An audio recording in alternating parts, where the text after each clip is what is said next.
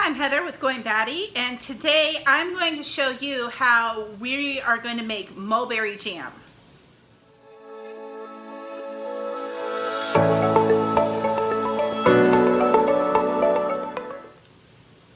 So if you remember a few videos back, we went foraging in the city that we live in, and we are actually in the city, and we found some mulberry trees. And we picked some mulberries and we made mulberry syrup, but now I have more of them, and so I'm gonna make mulberry jam today.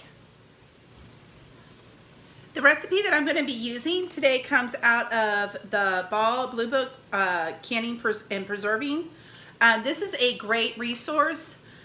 It has everything that you could ever want to can in here. So I'm gonna be using the recipe that says berry jam, which is right here, so berry jam, and it's super easy. I think I'm gonna add something a little extra to it. It just calls for crushed berries and sugar. That's all it calls for. I am gonna add a little bit of lemon juice to it. So I like the brightness that the lemon juice brings to it. So we're gonna get started. This recipe calls for 9 cups or 3 to 4 pounds of crushed berries. So I have right here my mulberries. This one is 2 pounds. This one is 2.5 pounds. So I've got plenty of them. So I'm gonna put them here in my food processor and just kind of crush them up.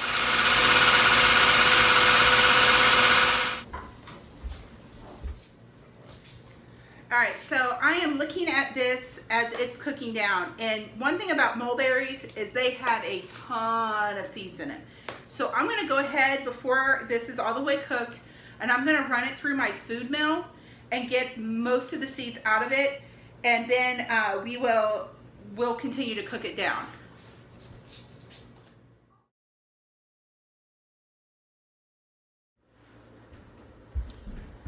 All right, so we got all of that run through our strainer, and what I did is I scraped all of, like, if you can see that there, that's the pulp that came off of the outside of the strainer. And I kept that. I want to keep that. It has a few seeds in it, but not a ton. There are just a lot of seeds in mulberries. So I went ahead and strained them, and now we're going to go ahead and cook this down. All right, so here's a little FYI for you. When you start cooking mulberries, they smell like eggs a little bit, or like a fart. So if you think that your mulberries are bad because they're smelling that way, they're not. They have a little bit of a sulfur smell when you first start cooking them, but once you cook them down, they're fine. Just a little warning, making jam is a messy process. All that I gotta clean up. All right, our jam is done. I've got me some paper towels out here to wipe the edges of these jelly jars with. So I have 1/2 pint jars here. Everything that I have here has been sterilized. So everything has been boiled in hot water, so that way I'm not contaminating anything. So the first thing that we're gonna do, and I have more jars than what I need, just because, like, if you need to run your fingers around the edges to make sure there's no chips. Because if there is one, then I can just get rid of that one and I don't have to sterilize anymore. So we're gonna go ahead and we're gonna fill these, and we're gonna leave a 1/4 inch of head space for them.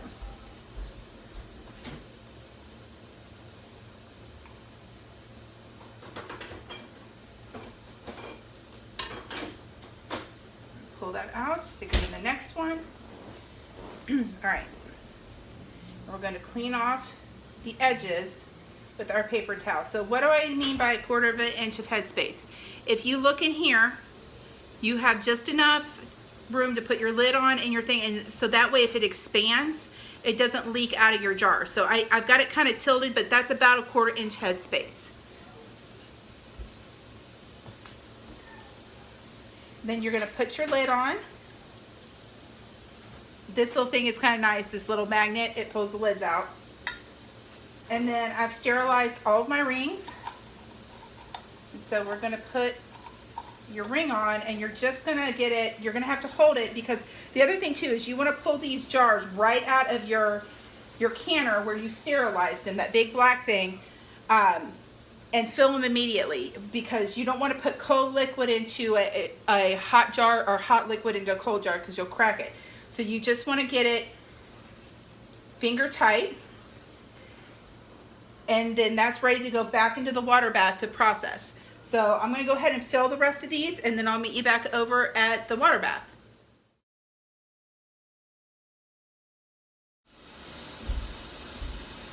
We have all of our jars ready to go into our hot water bath now. So I'm just going to stick them in this little cage right here, and I do them kind of like a clock, so that way my cage doesn't want to flip over when I set them in there.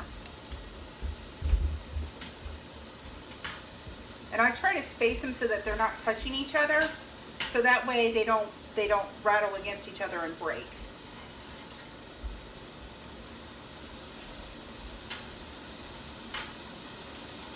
All right, so now you're going to take your basket and you're just going to lower it down into the water. And what you want is you want about an inch of water above it. I don't have quite enough, so I'm going to add some more water to this. I left the jars in there while I'm putting the water in, so that way I know at what level the water needs to be. But what I'm going to do is I'm going to pull them back up and hang them back up and wait for the water to come back up to boil. So we're going to just kind of cover that with a lid, let it come back up to a boil. All right, so the water has come back up to a boil. So what we're going to do is we're going to go ahead and drop those jelly jars down into there. Do it very carefully so they don't flip over on you. And then we're going to slap this lid back on it. And then we're going to set our timer for 15 minutes and let these process for 15 minutes. Oh, the other thing too, I forgot to tell you, is when you put your jars in here, make sure you put some vinegar in your water. We have city water, so it has, and we also have hard water, so it will make your jars cloudy if you don't. So if you put vinegar in your water, like 1/4 of a cup of vinegar, it'll keep your jars from getting cloudy. All right, so our timer went off, and we're gonna go ahead and pull our jars out. And you always want to set a hot jar on something. Never, ever, ever set it on a countertop. You can crack your jars doing that.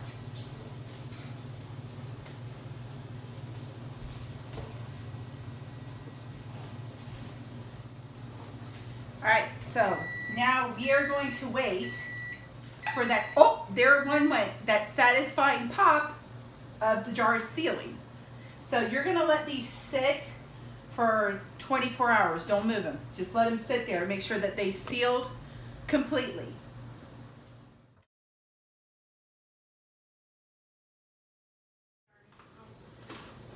So that's it. That's how you make mulberry jam. Oh, there went another one. If you listen, you can hear those little pops of the jar sealing. But that's how you do mulberry jam. Now, it is something that it's going to be an all-day thing, but it's so worth it. It's just so good. So make sure that you like and subscribe. Check us out on Facebook and Instagram. We now have a Twitter account. More updates as we go. Bye.